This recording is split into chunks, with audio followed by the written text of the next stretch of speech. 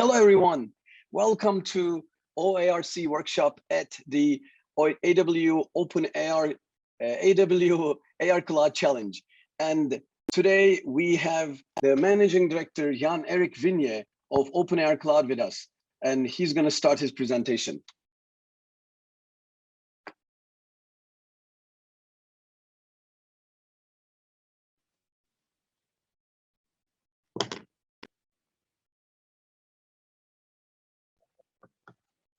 You are muted, Jan. Sorry. Okay, welcome everyone. Thanks for joining in. In OpenAR Cloud, we're super excited about this AR Cloud Challenge, and we are going to have about an hour now where we will go through what we call the Open Spatial Computing Platform. This is something that will allow you as a developer, content creator to create experiences in the real world. And the cool thing is that this is an open platform. It's intended to be based on standards and protocols. It's very much inspired by the World Wide Web. So the agenda for today, I'm going to give a little bit of background for our thinking behind the platform. Then Ollie is going to present the first visual browser that is available on the App Store and Play Store, made by XR Masters, the partner of OpenAR Cloud. Then James Jackson will give an overview of the Open Spatial Computing Platform architecture. And finally, Gabor will present how you can build a client that complies with this platform in a web browser, giving a very wide reach of this experimental platform. So what is OpenAR Cloud? It's a global nonprofit that is advocating for open standard and interoperability when you connect the real and digital world. And we want also to base our efforts on ethical best practices so it can be beneficial for everyone. We started back in 2018, had a launch event over in AWE in Munich. And after about a year, after having first produced the State of the Art Cloud report that I recommend that you check out, we announced almost 30 years after the World Wide Web was invented, we presented our concept for the Open Spatial Computing Platform. So everyone here, I think you understand this major change that is about to happen. We're going from flatware to spatialware, and we're super excited in the XR industry. But this isn't limited to XR at all. It is the real world and the digital world coming together in all sorts of ways. There's massive convergence. And there's something special with AR. And we think that this platform we're thinking about can be the essential way of binding together all this, because we as humans, we need to interact. We can use our senses, we can use all our physical abilities through AR to interact with this smart world that is coming. Currently, there's a big brewing platform war where all the major companies in the digital sphere are trying to figure out how they can build their own platform that can be used for all these different kinds of things.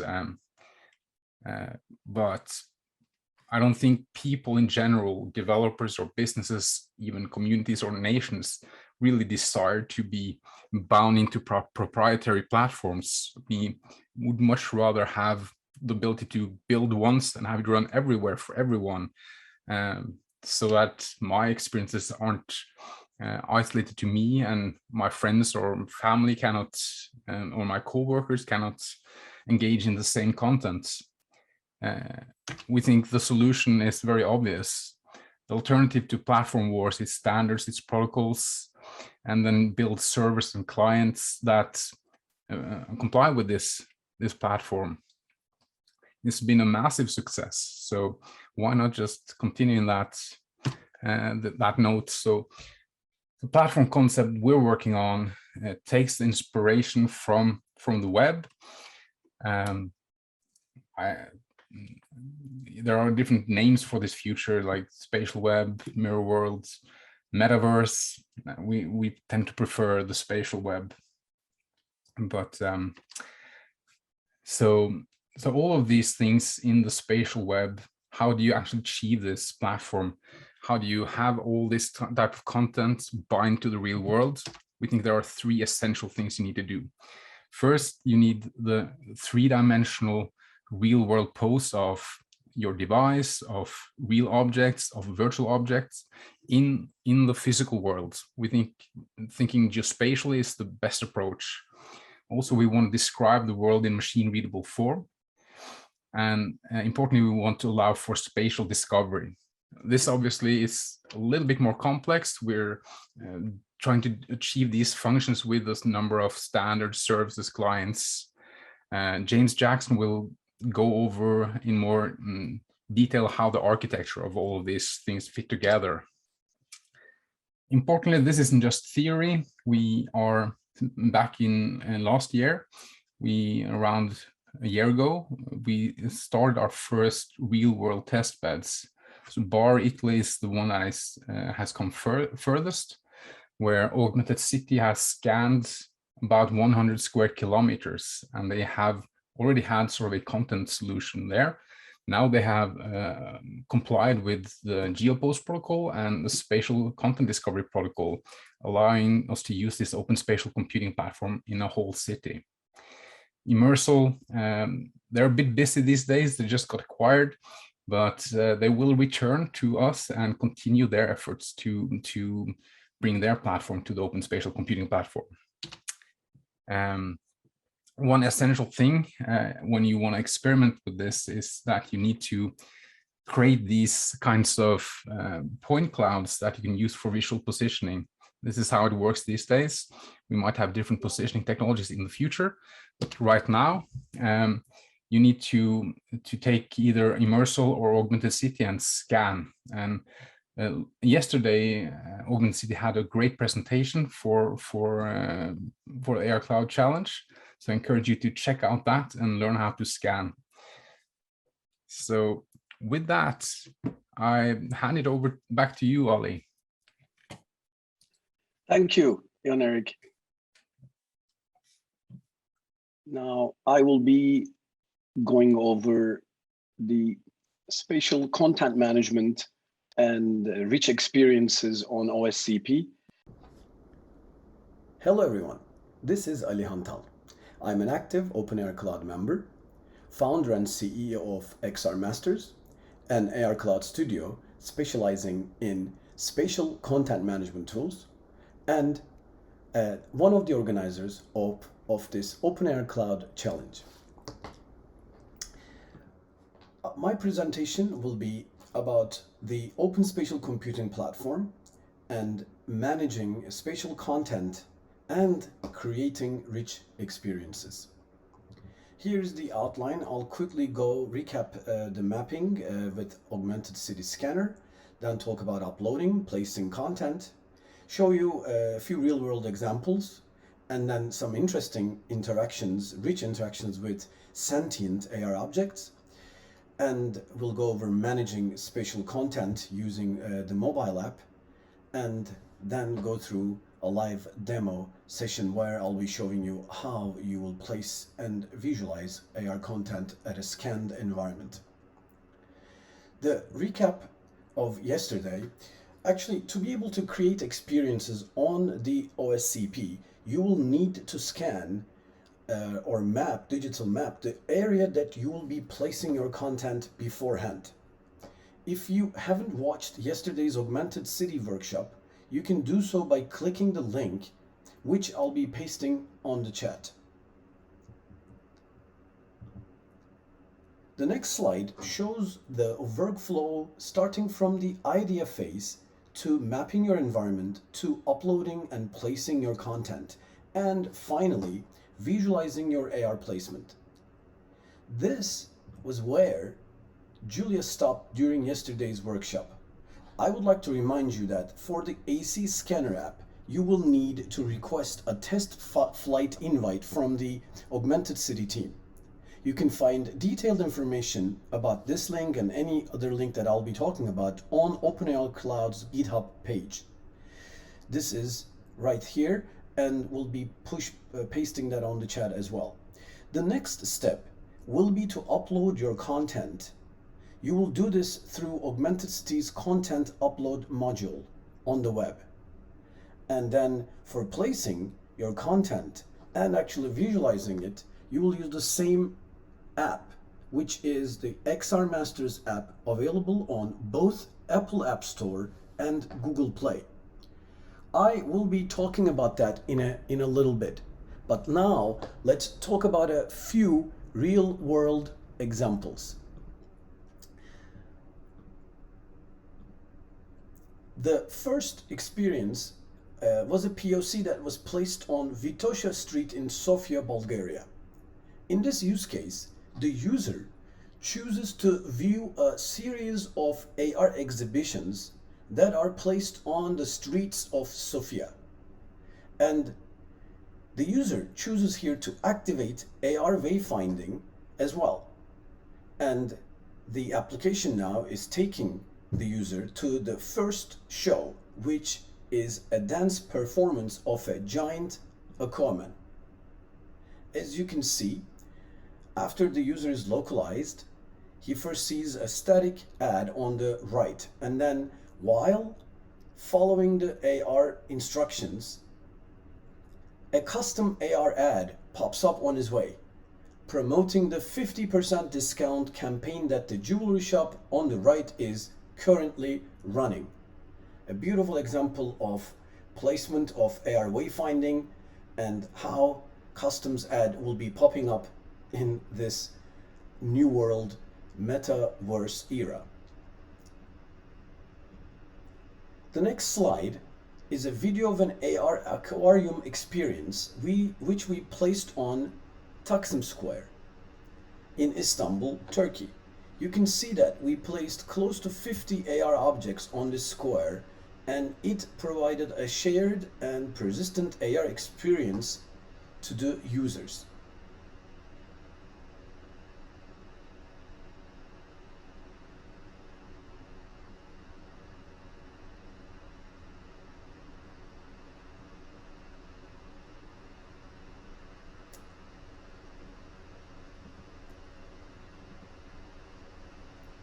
Now, I will be talking about rich experiences and interacting with sentient beings, AR beings.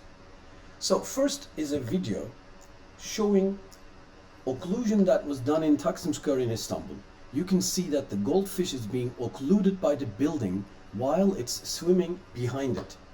This is how you get realistic, real, close to real experiences. And the following two examples are, I believe, very striking examples of how user experiences will change in the new spatial web era, the era of sentient AR beings that are able to perceive and feel things and their surroundings and act accordingly. The goldfish on the left senses where the user is and runs away from the user. This can also be called as a new way of content activation, a proximity-based content activation. You can see that the fish swims away, and when the user gets closer to it, it just runs away from the user. Looking at the second video, you will see that there is a whale in the room. It's just entering the scene in a few seconds, and it tries to get out of the room, but yeah, right there, it gets stuck because the door is closed. Right here, and when the user opens the door, the whale gets out through the door and swims away, defying gravity, towards the sunset. Again, here is sensing the door. Great example for sensing the door and how our objects are going to feel and sense their environments and how our experiences is going to be. This is a placing content example where you will see another cool concept where the user is able to place dynamically created spatial notes at his or her kitchen to be consumed by other family members or friends. These notes could be public or person specific, where you can leave a note only for your spouse or for your kids. So at the XR Masters app, the user just chose to place a note, a spatial note, and now typing, hey babe, don't forget to turn the oven off. And when the user picks the duration, could be hour, so in this case it was picked for 1 hour, and right there your dynamic content, spatial content has been created. This brings us to live demonstrations, and now I will be switching to my mobile phone. Let me stop sharing, but before that, what I'll be showing you is localizing, then managing the existing content that was placed there beforehand, and I'll delete some of them, and then we will together place new content. So now I'm going to switch to my mobile phone, and let's Recording in progress.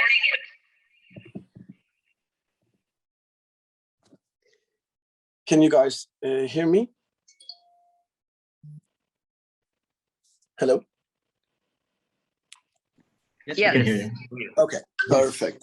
So what I am doing is walking towards our living room where I have scanned earlier, and let me share my screen. Start broadcast.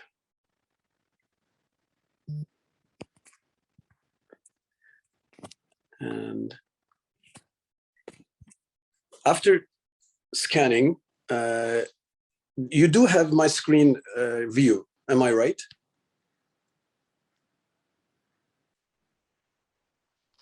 Yes. Yes. Perfect. So now I'm starting AR, which means the device is being localized, and you can see that there are logos, and actually they're interactable. I can click, and the scene that you've seen with the whale, and this is now, first thing what I'll do is I'm going to manage content by clicking on the top menu, and you need to be an editor in XR Masters app to be able to do this. And when I manage content, I will be removing everything on the scene right now, and you will see that nothing will be nothing is left. And what I will be doing next is I will place an AR content. And if I want to place an AR content, I should be first uploading it to the system, as was explained before. And you can find how to upload documents, as well as how to download and install XR Masters app on the repository, GitHub repository of OpenAI Cloud, which we will be sharing and putting on the chat right now after the presentations. So what I'm choosing is the OpenAI Cloud logo, and now I can place it anywhere I like. And what I'm doing is I'm just going to place it right here. And what I can do is I can rotate it, I can change its height, or I can click here, size it, or I can change its location. Once I decide that it is at the right location, then I will just place it, and the content has been already placed. And if any other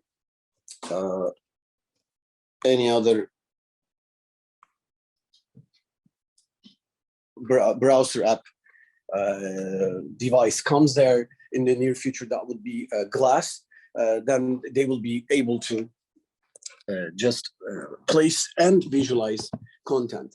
So that brings me to the Q&A. And if we do have any questions, please let me know. I'm looking at the chat.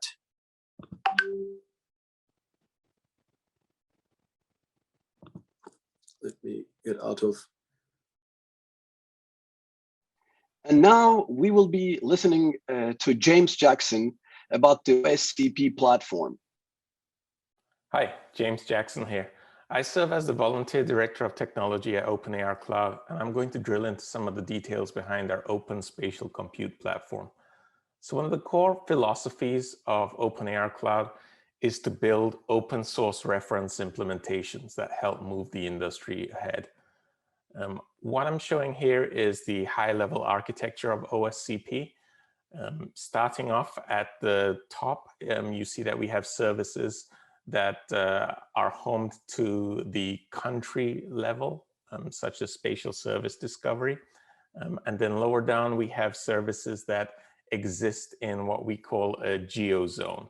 A geozone could be a town or a city, and most likely these services would live very close to the users, so in some sort of an edge cloud as an example. Now, touching on the color scheme here, you'll notice we have some services shown in yellow, which are fully specified by OSCP. And what this means is that we define not only the APIs and the data models, but also the internal design and implementation details. That's the case for services such as Spatial Discovery. We have others that are shown in gray, where these are partially specified. For these, our focus is more around the interoperability rather than the actual internal implementations.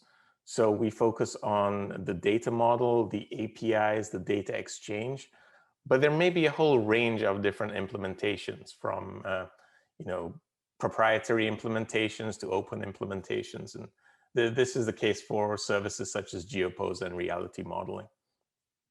So let's step through the typical flow of a client interacting with these services, right? So imagine that we've got a user wearing smart glasses. Most likely this is 5G connected. So we need the characteristics of a 5G environment, high bandwidth, low latency. And as I mentioned, these services most likely reside in some form of an edge cloud. So we've got OSCP client libraries that are interacting with the services. Our very first step is to query Spatial Service Discovery. And Spatial Service Discovery is essentially going to help us discover these lower level services that are available in the geozone. You could think of Spatial Service Discovery as being similar to a DNS hierarchy. So it may be homed to a particular country and operated by some sort of foundation. But essentially, it's a mapping of coverage polygons and their associated services. So the characteristics for those services, the URLs to contact those services, etc. Once we've discovered which services are available, we move on to the next step, which is finding our Geopost. Geopost is really an accurate representation of our position and orientation in a common real-world coordinate system. Now, we've been working with the Open Geospatial Consortium, the OGC, on specifying a standard representation for Geopost. We've also defined a Geopost positioning protocol. This is essentially a localization protocol that allows clients to stream sensor data into a positioning service. This could be information such as camera images, IMU data, GPS information, essentially any sensor data that helps with the positioning task. The positioning service then in turn provides the Geopost associated with the client. And again, that's the accurate position, ideally down to centimeters, and accurate orientation of where you're facing to within a few degrees. Now, Geopost services today are largely based on vision or computer vision approaches. You'll often hear these referred to as visual positioning services. And we have several partners, including Augmented City and Immersal, that have implemented support for the Geopost representation, as well as this Geopost localization protocol. And they've also implemented support for interacting with our spatial discovery services. So now that we have our Geopost, we know precisely where we are in the real world. The next step is to discover spatial content. And spatial content discovery allows us to do this. Spatial content discovery helps us find virtual content like 2D or 3D assets that are anchored in the real world, or even richer, immersive spatial experiences that have some jumping off point in the real world. Spatial content discovery and also spatial service discovery are really using lightweight JSON records. And spatial content discovery has pointers to external content. So the content itself doesn't live in the service. And then there is a Geopost associated with that content, so we can accurately anchor the content in the real world. Both service discovery and content discovery are designed on a decentralized web fabric. The idea here is that we want to allow multiple providers to contribute to a shared spatial index. You could think about this as being sort of like web search for the spatial web, where we're trying to democratize this idea of search. We want to ensure that anything that is indexed is available to all users who have permissions to see it. So we avoid this idea of silos where you only see content depending on which particular ecosystem you're connected to. So now that you've discovered the spatial content, we move on to the very last step here, which is reality modeling. Reality modeling is still very much so an emerging concept. There's a lot of work here to do, and it's in the early stages. But reality modeling is where this digital twin of the real world ultimately lives. The digital twin includes static layers such as your roads and your buildings, but it also includes dynamic layers such as people and cars, and a real-time representation of, you know, where they are and how they're moving and interacting at any given moment. You can imagine that there's a tremendous possibility for future research in this field and new services that will evolve as a result of this. We envision that we get to a mode where, you know, you've got this rich semantic understanding of the real world and even how objects relate to each other through dynamic scene graphs and things like that. But you know, in its simple form, you can imagine a structured model of the real world where you've got publishers and subscribers for that data, right? So you've got people that are contributing to building the model, and then you've got clients that are subscribing to a feed of that model. If you take one of the simplest use cases today, that might be occlusion.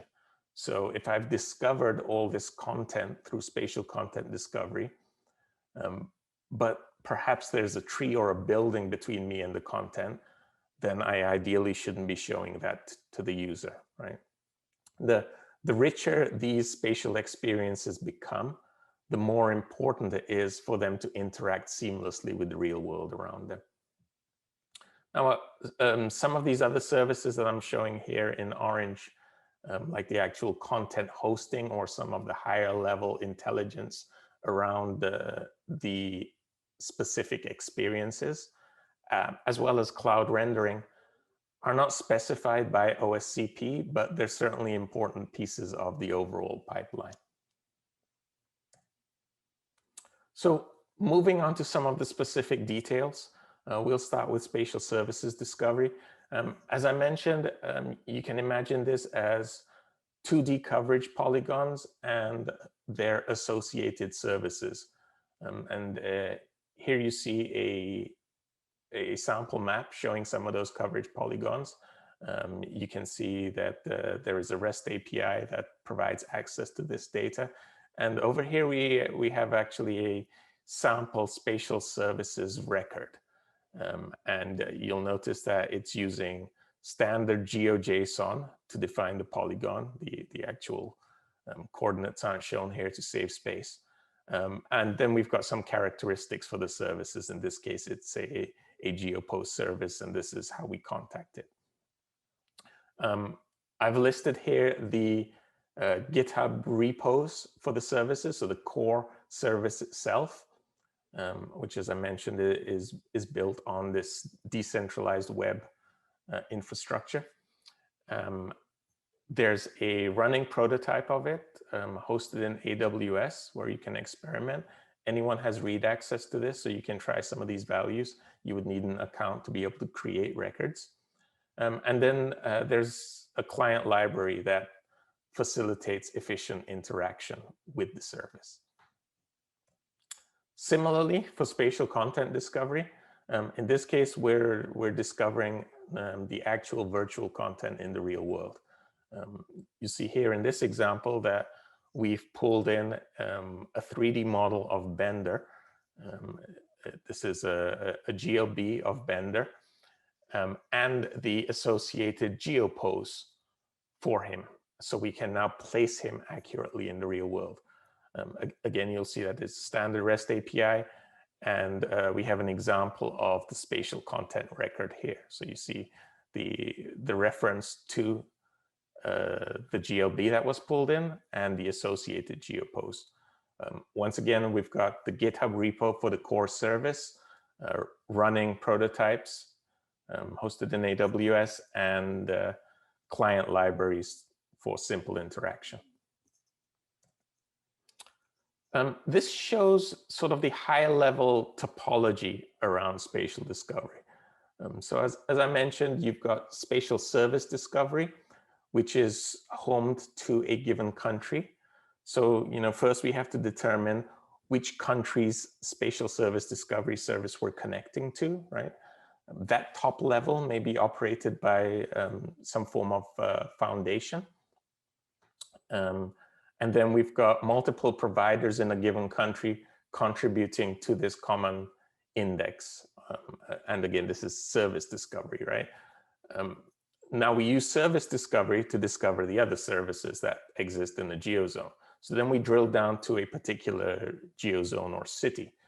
I'm showing some examples here, Helsinki, Finland, and Bari, Italy, because this is where some of our partners are running real test beds today.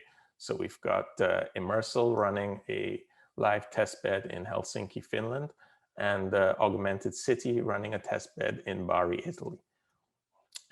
What you'll see here is that we've got geozone-specific services, such as spatial content discovery. Again, you can have multiple providers in that geozone contributing to a common index for the content.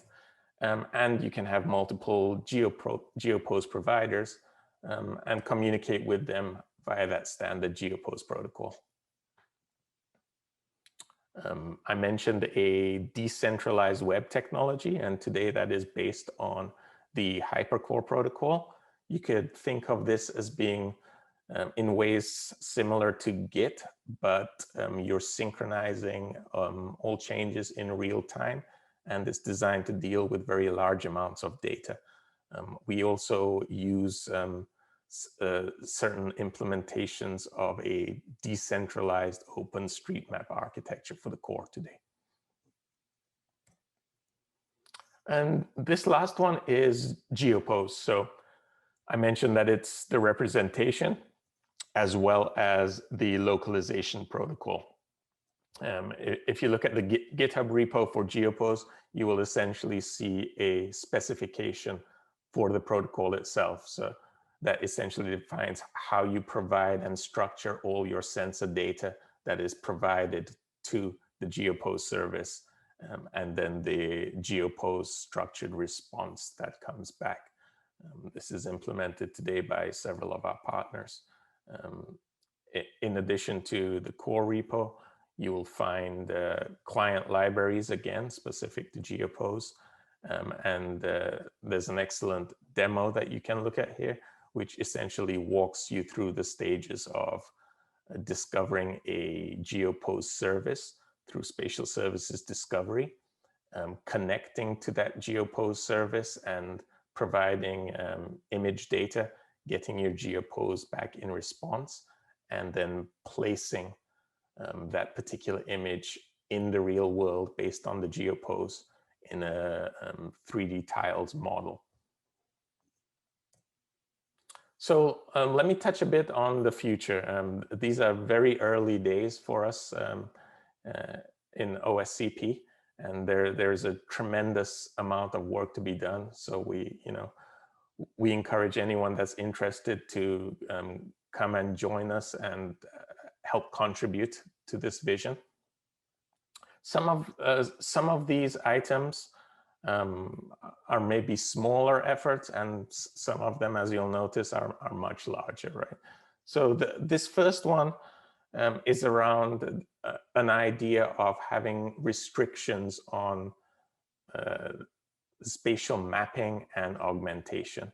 So we think it's really important that we be able to control a particular setting, such as your home or your business, and that you have policies that dictate who's allowed to map in those areas, who's allowed to access maps, who's allowed to create augmented content, to view augmented content, right? And a lot of that can be at the highest level controlled through a special set of service records. Along similar lines, we start off thinking of the public first scenarios when we follow the web model, but of course, private and hybrid scenarios are also very important. So again, going back to the example of your home or your business, you most likely don't want this data to be public, right? So there's this aspect of a decentralized identity scheme and being able to control precisely who has access to which pieces. So that's going to be a very important piece of integration or architecture to evolve going forward. We'd like to look at creating an open source reference Geopost localization service. So we're working with some of our university partners and other OR partners on this effort.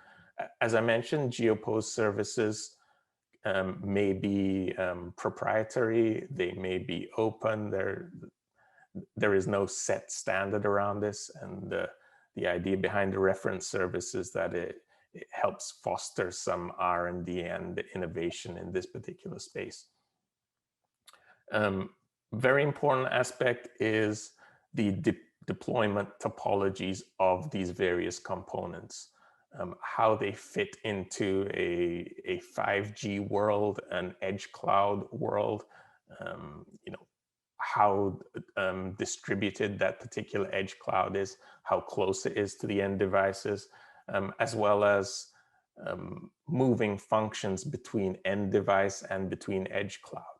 So there's some intelligent split that can occur here for different services. So there's a lot of work to do around prototyping these deployment architectures, ideally in real world test beds with 5G and edge cloud available. I mentioned visual positioning services, but visual positioning is only one particular modality. There are many different ways of doing positioning. As an example, in autonomous driving, you often use LiDAR sensors, right? It turns out that with 5G millimeter wave, it's theoretically possible to get very precise position and orientation information through trilateration type schemes. The standards around this are still evolving and not quite available in the real world yet, but we expect to be seeing them over the next few years. So it's interesting to think about some of these other positioning technologies, and it's not as if one is better than the other. They really complement each other in different scenarios. So you can imagine sort of hybrid architectures. Some technologies work better in rain, some better in indoors versus outdoors, or at night versus during the day, right? So it's very interesting to look at this mix as we move forward. I mentioned that reality modeling is really in the early stages. So at this point, there is no standard modeling language and no standard protocol to specify the communication associated with that language and how we move towards this idea of a shared model of reality. So that there's a tremendous amount of work that has to be done in this space. And that includes not only the data model and how we interact with it, but this whole aspect of spatial data exchange, right? The same may apply to positioning services.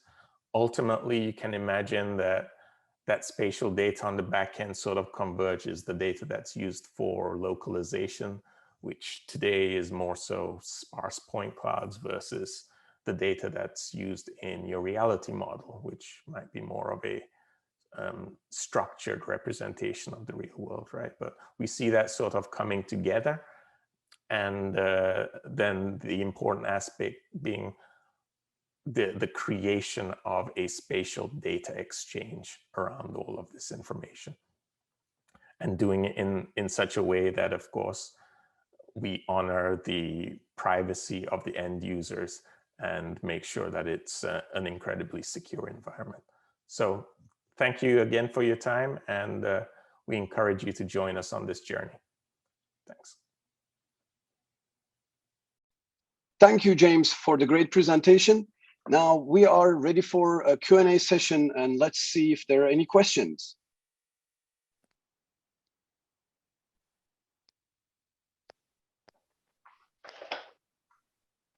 I was wondering if someone could explain to me the difference between spatial service discovery and spatial asset discovery. There's a great question. So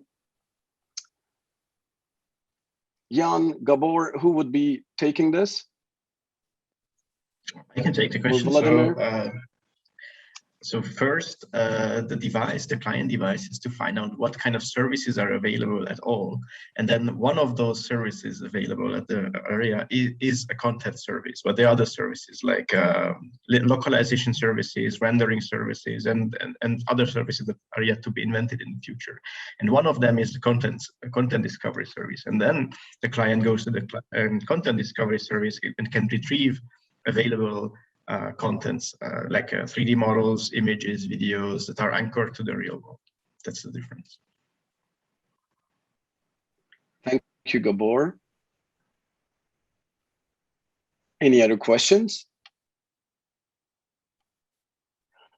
So if no more questions, now I will give the word to actually Gabor Soros, and he will be talking about the Sparkle AR, the OSCP's web AR component. And please, Gabor, you can share the screen. Hi, my name is Gabor, and I will talk about the Webex R-based client application for the Open Spatial Computing platform. The code was mostly written by Michael Vogt, but I helped out here and there, and I can also provide help during the workshop. Why a Webex R client for the OSCP? We know that with you're just using web-based clients, triggering AR experiences becomes very, very easy. It is just as simple as opening a web page. There's no need to install anything. Seamless activation is possible. And ideally, there are a wide range of devices supported independently from manufacturers. But WebXR is currently at a very experimental stage. It's limited to Android Chrome at the moment, even feature hidden behind the experimental flags. And for example, camera access requires explicit button press. So starting the app of an AR experience, even if it's a website, requires some user interaction. So it's not fully seamless. So we created this Webex R-based client called, we named it Sparkle, a spatially articulated client. And this is really not a product. This is not meant to be a product. It's just a research project where we experiment with as a bleeding edge prototype. But it has all the features that OSCP requires, and the OSCP implements at the moment. Just a quick reminder, the workflow, how a client interacts with the OSCP is the following. First, we contact the Spatial Service Discovery, which gives us the list of services available at the particular location. Then we contact the Geopoles, a localization service, which gives us our precise location and orientation in the world. Then we can go to Content Discovery service, which gives us a list of available contents, and we can directly retrieve those contents through the pointers given us by the Content Discovery. Sparkle is entirely written in JavaScript, and there are also libraries in JavaScript for accessing all these discovery services and localization services. Setting up the code is relatively easy. It's just a few lines. You can check out the repository. We use NPM for dependency management. You can to run it locally on your device or on your laptop. You can generate an SSL certificate with these commands, and just call npm run start and fire up a web service. What is also needed is if you open your Chrome browser on your Android device, you need to explicitly enable WebXR capabilities, which is hidden behind these flags. So you need to open Chrome flags and go to these WebXR incubations and set it to enabled. After this, you can actually load the website on your mobile device. It is available currently at sparkle.cloudpost.io. And on your PC, you can also open Chrome and enter Chrome inspect devices, as shown on the right side, and you can see a list of connected devices if you connect it via USB cable, but it's also possible to debug it through Wi-Fi. And you can see the different tabs open in the Chrome browsers. And here you can just press inspect, and you can see the console output and also the screen mirrored of your phone. The Sparkle application architecture is shown here in this figure. It's basically a Svelte application, which is a framework for creating web applications. We don't need to go into the details here. We use Snowpack for build system, and we integrated a very simple WebGL 3D engine called OGL, and we use the Purge library for multiplayer communication between multiple. It's only possible at the local network at the moment, but this is not.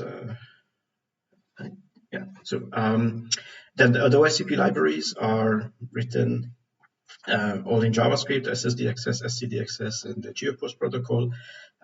These are all hidden in the application. What you can do is look at the experiments in the subfolder, and you can create new experiments based on the existing ones. And the whole framework is basically hidden from the developers for this tutorial. The app workflow looks like this. So you open the website.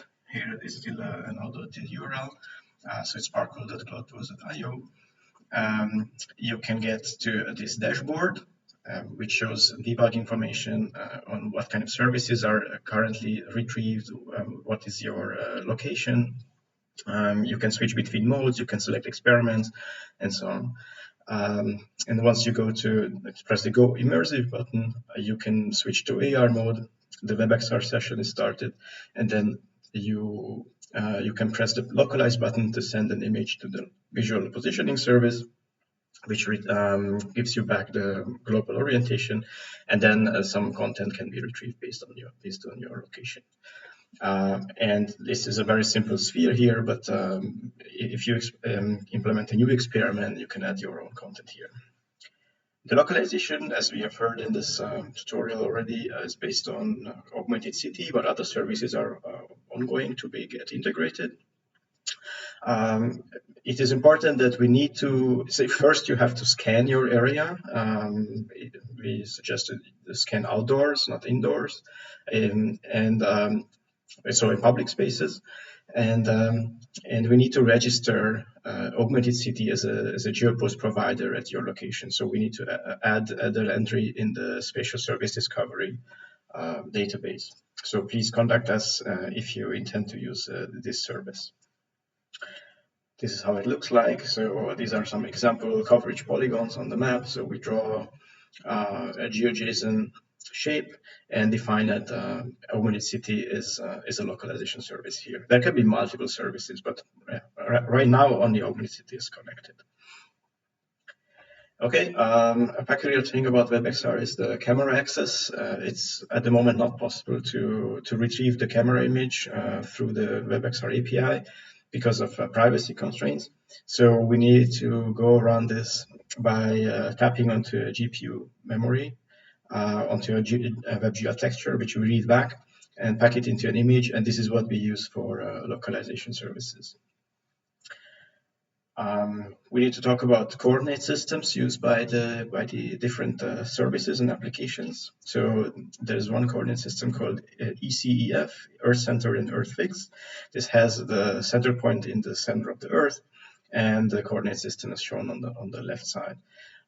What is more useful for us is the east-north up coordinate system using a local tangent plane approximation. So based on your location, a plane is fitted onto the Earth, and you basically move on this plane.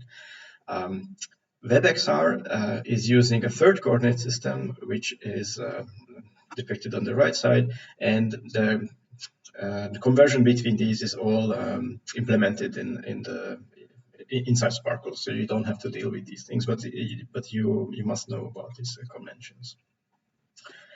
Querying AR content is done through the Spatial Content Discovery service. This is also registered in your GeoJSON area, and for example, you can use Augmented City, the content service of Augmented City, for querying content.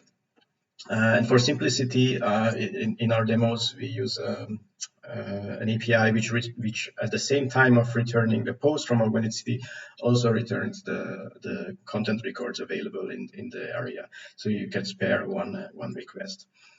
If for some reason you cannot scan your environment, or you cannot access the localization service, there are some fake example responses also in the source code, so you can just fall back onto those if you want to skip the localization for just developing the content.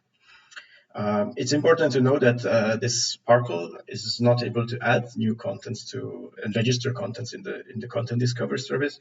We can create some ephemeral contents which can be shared maybe to different peers, but we do not want to use this as a content placement service. There are some more professional tools for doing that. Okay, so primarily we use the tools of Augmented City or other tools that interface with that service. They provide an iOS app and an Android app for placing 3D models and also 2D stickers, images, and videos into places in the world. They also have a really nice web admin interface where you can click on the map and place some content. XR Masters created a similar app which is based on Unity and is also interfacing with the same services. We created an Oscp web interface for adding SCD records, but it's only available to a few developers, because we don't want anybody to just create content. Of course, this needs to be controlled somehow.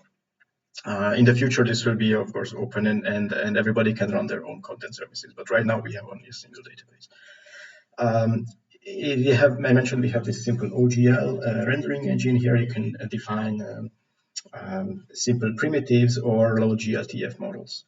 And another alternative we experimented with is integration with Play Canvas, which is a simple, also a simple game engine with a fully web-based scene editor, and this scene can be exported and is directly compatible with WebXR, so it can be loaded into the app. In the future, we plan to integrate other game engines like Free.js, Babylon.js, and it's all just a matter of time. Okay, so here's an example of the AC web admin tool where you see the slice of a map and you can add 2 objects there. For example, I placed a logo and a 3D duck model. And this is what it looks like when I start the application. So the sparkle.cloudpost.io. I go into immersive mode, the camera opens, I look around, I press the button localize. It is now captured an image, sent it to the localization service, which immediately returns the pose of the camera and immediately retrieves the contents. That floating arrows and boxes, they represent the coordinate systems of the local system in like the WebXR session and the global coordinate system aligned with the Earth, around the east-north up axis. So this is finding these 2 simple models that I just placed there. Next, if you have this OGL engine, you can generate simple placeholders or primitives, also primitives from textual description. So I added a nice feature that you can send through the peer-to-peer network some JSON encoded text descriptions of objects, and they can be generated on any device that is on this peer-to-peer network. You can also load GLTF models, but we don't have support for shaders yet. And you can load other content via URL in an iframe, but this is also experimental at the moment. Here you see an example code snippet of OGL. This is like any Java, very similar to any JavaScript WebGL engine. Here I show a quick demo of placing these kind of objects on the street.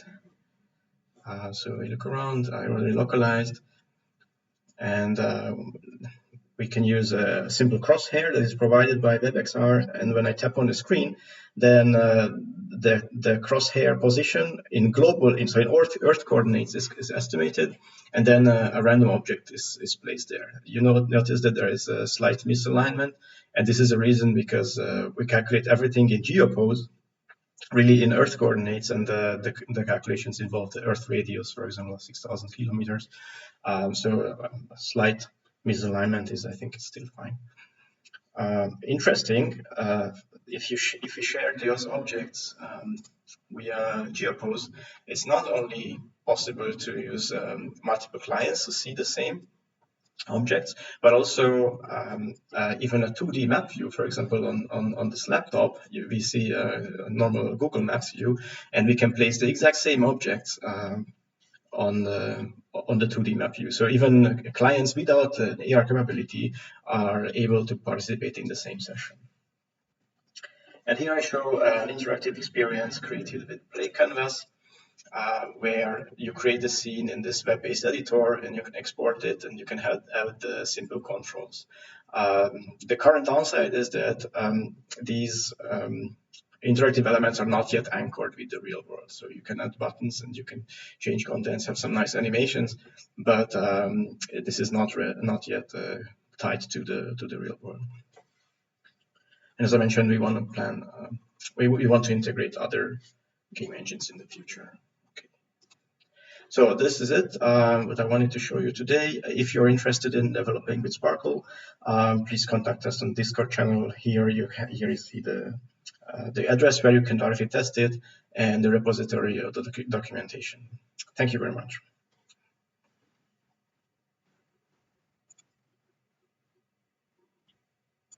Thanks a lot, Gabor, for the great presentation. And again, we're ready for a Q&A session.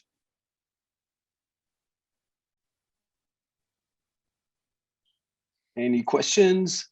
I had a question about the object placement, and it looked like any other standard AR app, how you were placing. Can you talk a little bit about how it's distinguished from other applications? A great question, Susan. Yeah, the main difference is if you remember I had a slide about showing the shared AR objects also on a 2D map view. So the main difference is that we share everything with the Geopost attached. So it's really described in word coordinates and not just in a local AR session, but it might be shared between the ARKit or ARCore devices. But if your content is described really in word coordinates, then you can use any other, even non-AR capable clients to put the same thing on a map, which we think is a really powerful feature. Thank you. Thank you, Gabor.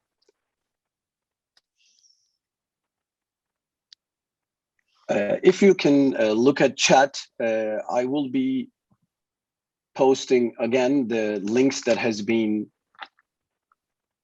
discussed about during the presentations, the OIRC GitHub repository link, Discord invite for the challenge, and Discord invite for OpenAR Cloud Association. And we would be glad to have you there.